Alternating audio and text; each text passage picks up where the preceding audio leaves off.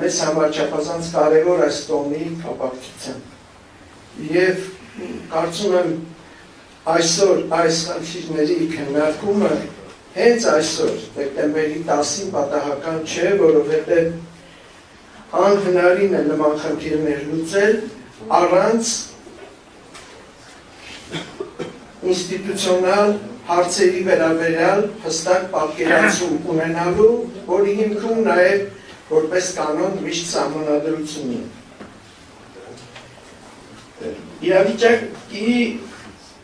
գնահատումը չափազանց կարևոր է, թեև վստահ եմ բոլորի համար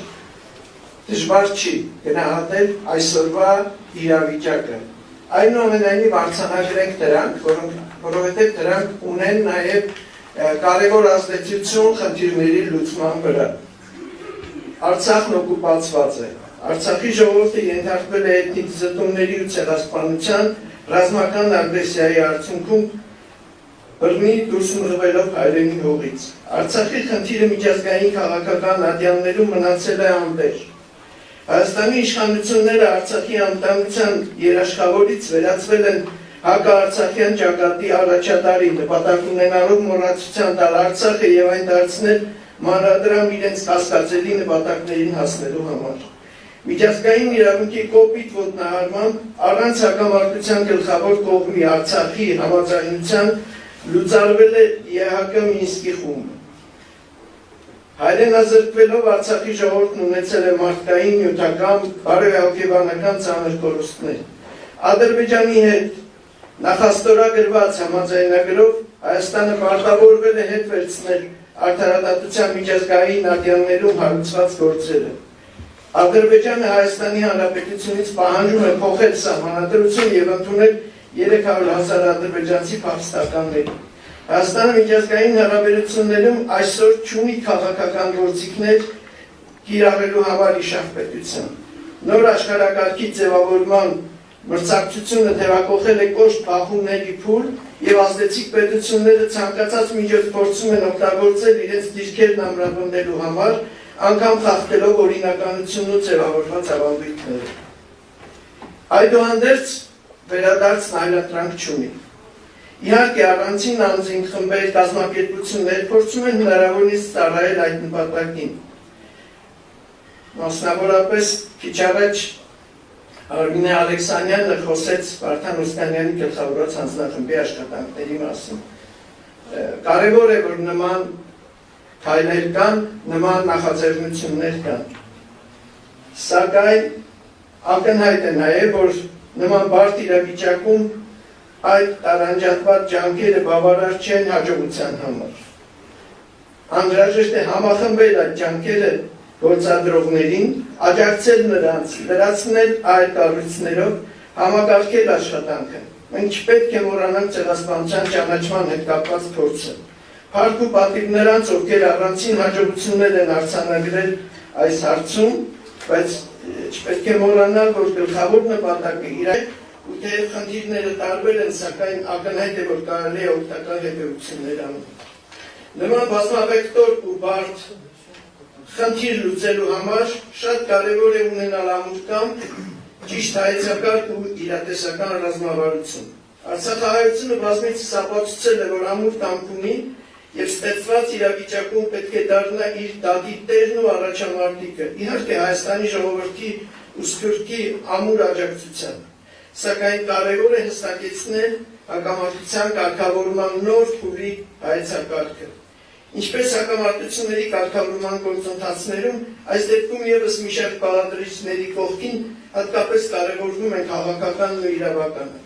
Քաղաքական բաղադրիչի առանցքային գաղափարը Ղարաբաղյան հակամարտության կարգավորված չլինելն է։ Հետևաբար ջանքերը պետք է ուղղվեն Ադրբեջանի կողմից ռազմական ագրեսիայի, ռազմական ու մարդկության դեմ ուղղված հանցագործությունների կատարման հաստատմանը համապատասխան միջազգային ատյաններում։ Սրան զուգահեռ կարևոր է արցախցի փախստականների անվտանգ վերադարձի ու հայրենի տարածքներում անվտանգ կենսագործունեության պայմանների ապահովումը, միջազգային մանդատ ու համապատասխան լիազորություններ ունեցող խաղաղապահների տեղակայման Արցախում եւ ժամանակավոր արտաքին կառավարման հաստատման։ Չափազանց կարևոր է, որ շարունակաբար արձանագրվի, որ հաղթականների խնդիրն առաջացել է խաղաղ պայմաններում, Արցախի ժողովրդի ինքնորոշման իրավունքի իրացման ընթացքում ԵԱՀԿ հովանու ներքո բանակցությունների գործընթացի խափանման միջոցով։ Վերջին շրջանում նկատելի է, որ որոշ օտարերկրյա խորհրդարանական խմբեր կամա թե ակամա փորձում են խնդիրը ներկայացնել մարդու իրավունքների խախտումների տեսակետից։ Ակնհայտորեն դա տանում է խնդրի աղճատման ու խափանման։ Մի քանի օտարերկրյա խմբերի կողմից աջակցության արձանագրումը խնդիրը որպես մարդու իրավունքների խախտում ձևակերպելու գնով վտանգում է գործընթացի բնույթը եւ նպատակին հասնելը։ Խախտված է Արցախի ժողովրդի ինքնորոշման իրավունքը։ Սա պիտի լինի մեր բոլոր գործողությունների հիմքը եւ մեր բոլոր դիրքորոշումների հիմքը։ Հետևաբար վերադարձը չպետք է լինի ինքնանպատակ, այլ պետք է դառնա առաջին քայլը խախտված ինքնորոշման իրավունքի վերականգնման եւ իրացման համար։ Առանցքային նշանակություն ունի այն հանգամանքը, որ բանակցային գործընթացը ավելի քան 2 տասնամյակ վարել են ՄԱԿ-ի անվտանգության խորհրդի 3 մշտական անդամների երկրների ներկայացուցիչները որպես համանախագահներ։ Համանախագահ երկրները որպես անվտանգության խորհրդի 5 մշտական անդամներից 3-ը պատասխանատվություն են կրում ՄԱԿ-ի կանոնադրության միջազգային իրավունքի այլ հիմնարար փաստաթղթերի ոտնահարումների համար եւ պարտավոր են արձագանքել դրանց։ Նրանք բազմաթիվ փաստաթղթեր են ընդունել, որոնցով 2007 թվականից մինչև 2021 թվականը հաստել են, որ Լեռնային Ղարաբաղի հակամարտությունը ինքնորոշման հակամարտություն է, որը պետք է լուծվի ինքնորոշման իրավունքի հիման վրա։ Այս ամենը բազմիցս հաստատել են ՄԱԿ-ի, Եվրամիության, Եվրոպայի խորհրդի պատասխանատուները։ Ռազմական ու մարդկության դեմ կատարված հանցագործությունների մասին արձանագրումներ են ունեցել տարբեր միջազգային կազմակերպություններ ու մասնագիտական միջազգային միավորումներ։ Տարբեր խմբեր ու անհատներ զբաղվել են Ադրբեջանի հանցագործությունների վերաբերյալ փաստահավաք գործունեությամբ։ Բացառիկ նշանակություն ունի այդ աշխատանքների համակարգումը, փաստական նյութի վերլուծությունն ու դասակարգումը, արխիվացումը համապատասխան միջազգային հաստատություններ ներկայացնելու համար։ Միջազգային իրավունքի հիման վրա վերադարձի իրավունքի իրացումը նույնպես իրավաքաղաքական հայեցակարգի կարևոր հատվածներից մեկն է։ Խնդրի արկայությունն ու լուծման անհրաժեշտությունը փաստել են Եվրոպական խորհրդարանի բանաձևերը, Արդարադատության միջազգային դատարանի 2023 թվականի նոյեմբերի որոշումը, որով Ադրբեջանի պարտավորեցվում էր ապահովել բոլոր արցախահայերի անվտանգ, անարգել եւ արագ վերադարձը։ Այս ձևակերպումները հաստատականների իրենց բնակության վայրեր վերադառնելու մասին միջազգային իրավունքի նորմերի կիրառումը իրական արդյունք կարող է տալ միայն Արցախում միջազգային խաղաղապահ ուժերի տեղակայման պարագայում եւ հետագայում Արցախի ժողովրդի ինքնորոշման իրավունքի իրացման դեպքում։ Հակառակ դեպքում վերադարձը կարող է վերածվել ևս մեկ ավերտի ու կամավոր արտագաղթի ադրբեջանական իշխանությունների ճնշումների ներքո։